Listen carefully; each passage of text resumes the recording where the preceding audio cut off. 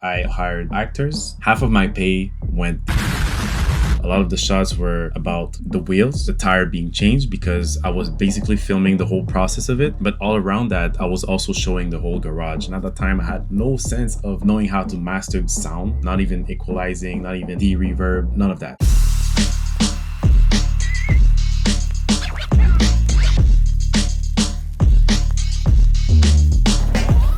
What's up, guys? Today we're gonna break down some videos, more precisely my old videos.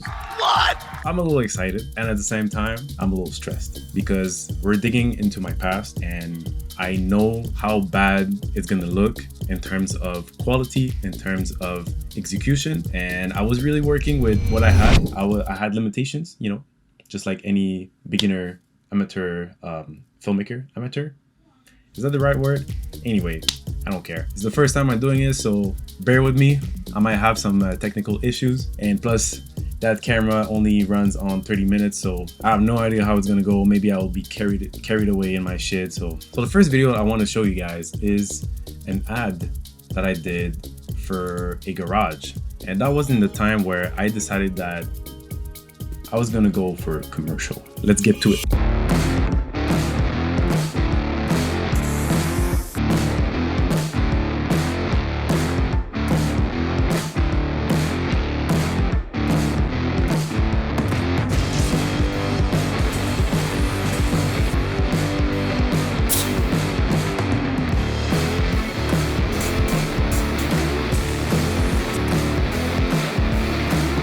Right, so this was one of the first actual like business that I reached out. This was a local garage near my area that I had no plan at all. And when I went to the place, I realized that I was very limited by like the non-aesthetic feel of this place. But the one thing that I had is, at that time I had a gimbal called a Moza Air 2, I think.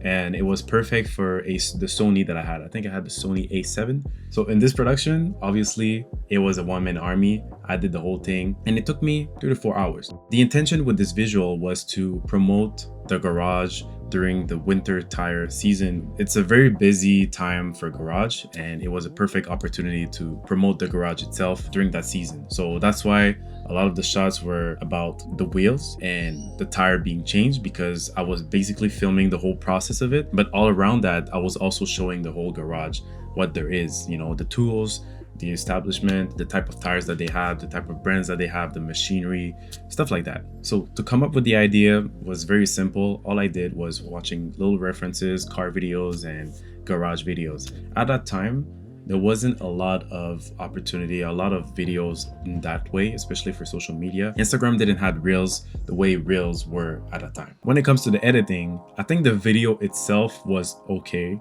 Not the best quality of course, because it wasn't 1080p. But the one thing that I really hate now that I'm listening to it is the audio. The audio was so strong, and you guys won't hear it because I'm gonna mix it in editing, but the music was just not equalized. It was just at like the original gain, which sometimes can be very high compared to what's the standard on social media. And at that time, I didn't know. So it is what it is. I did add a few sound effects like the machinery while the guy was changing the tires. They were not really like balanced the right way. I don't even think I had like a standard when it comes to sound design. It's only now that I can say, yeah, maybe the sounds were a little too strong, or like, yeah.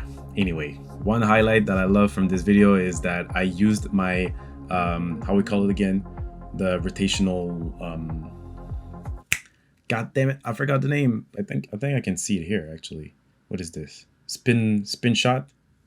Anyways, I did a little spin with the Moza Air, and that was pretty cool. I think it was the first time that I actually used it on a gig. So yeah, that's my highlight. If there was one thing that I would have changed from this video, I would add more planning, like pre-production planning.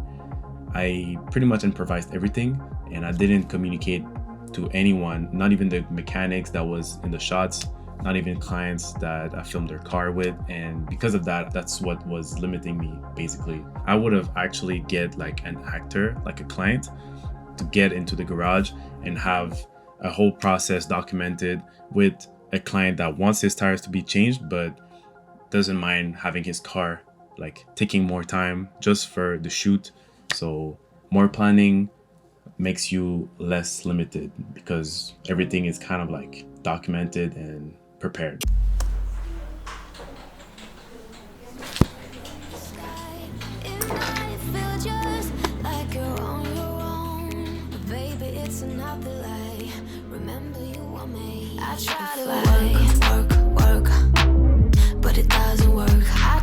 God damn, the sound was so loud. But there's a word. I try to justify my actions. Less reactions, heartbeat raising.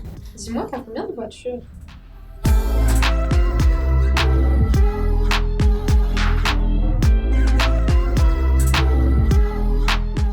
First of all, this was an ad for a car salesman, not a car dealership, because the guy was like independently selling cars from a dealership, and also he was renting cars. So that's why it's called like Eternity Auto, because basically you'd be able to have a membership with him and swap cars how often you want, like every week, every month, whatever.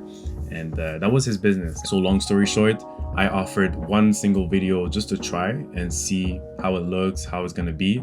And compared to the garage video, this one, the process was really different because that was a year after where I had a little more experience, a year or 2 years after, something like that. Now, the budget for this video was $300 or $350, something like that. I think it was $300 because I remember I also hired actors and I didn't pay them anything because just by buying the food for those actors and also my assistant, which was my closest friend, Oscar, half of my pay went right away.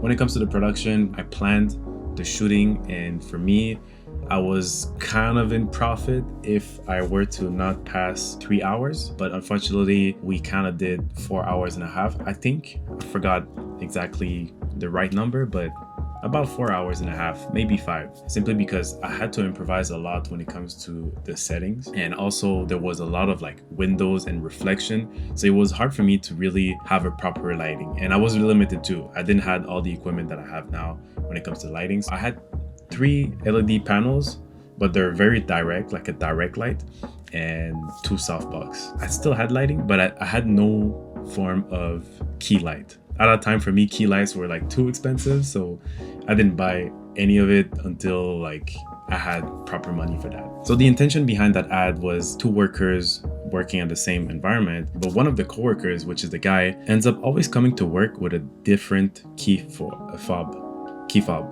My God, I had a hard time saying that. So with a different key fob. And the woman, the other coworker, would always notice it, like, yesterday he had a BMW, now he has a Mercedes, and now an Audi.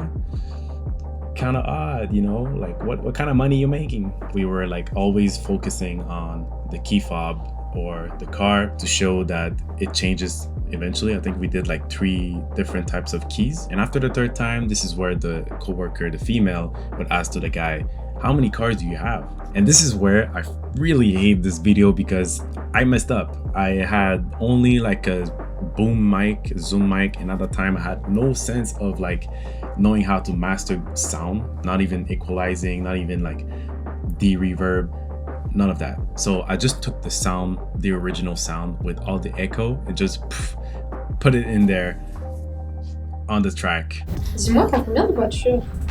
That's pretty much the result. Especially on the phone, when that played on Instagram the first time, we barely understood what the woman said. So the way I came up with the idea is I built this scenario on just a Google form where I was saying actor 1, actor 2 would do this and that. I looked for references as images, like still shots, and I added it next to it. The images were like after the sentences. It was such a bad like storyboard, but it did the job. I remember that day when I came to the shoot with the actors and all the material, the client was like, all right, what do we do? So I knew he was gonna be like that because he was kind of like overly excited. I brought my tablet, I gave it to him, and I explained to him like the actor is gonna do this and the camera is gonna be like that, and it's gonna look like that with the images that I showed on the doc. The client right away, when he saw all of that, he was like, wow, okay, I'll let you be. And in that moment, I felt like freedom. So in terms of the story, it was pretty well prepared. the shooting went really well until at some point the scenario was not working with the plan. So I had to improvise. I brought my cinema camera, which is the current camera that I have at that time. The only problem is that I kept filming in log, but I didn't know how to color correct or not even grade. So I was really bad with it, and I was bad with the exposure because it was also in a log on my screen. I didn't know my camera, basically. Yeah.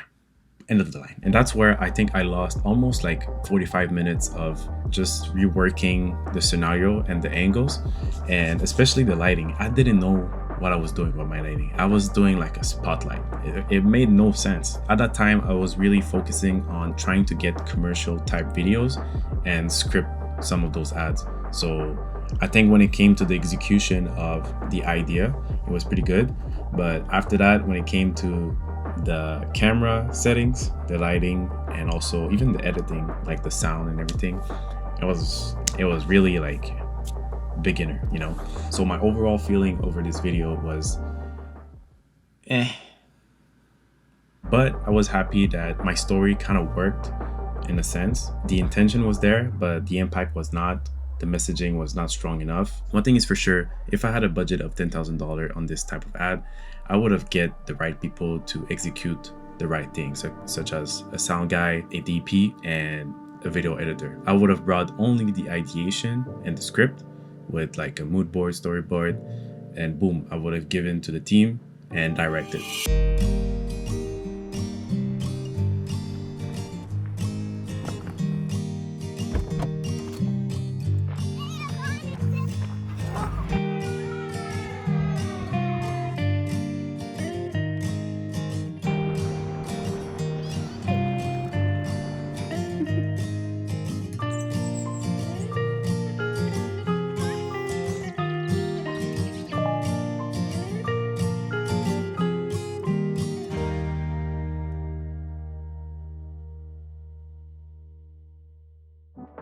So right away, the first thing that I noticed is that I've shot this ad on 60 frames per second, which makes no sense for an ad. This project was offered for free because we were trying to have a deal with a client where we would take care of all their professional ad. But now that I'm seeing it a year later, I understand why that client said, On this project, we were 3 guys, and then we had the 2 actors with their kids. The intention with this ad was basically to show how a family can have a cottage house, we call it a chalet in Quebec, use it whenever they want as like vacation, family activities, but whenever they don't use it, they can rent it. And the little notification that you see at the end of the video is basically showing that they have a new booking for their cottage house. When it came to the ideation, we had this reference from the same client produced by another company, and we took the still shots and we kind of like took references on the details that we had to take in the story that we had to build to show that we can also produce the same quality, which we didn't. But by having those shot lists, my old colleague at that time did a storyboard with like text and idea on how we could build stories. The shoot itself went kind of okay because we were very rushed on time. We were late. We bought like a bunch of food to make scenes with the family eating all together, but we ended up not having enough time to produce those scenes. So we bought like almost $200 of food for absolutely no reason. And since we were working with kids, we're not supposed to work with them for a long time. There's actually laws and rules about that. So we had to take really small amount of time with them where they have to act, and then after that we have to like let them be, you know. We brought a Sony A7 III, 2 lenses, 14-24, the other one 24-70, something like that. We also brought those aperture lights with C-stands.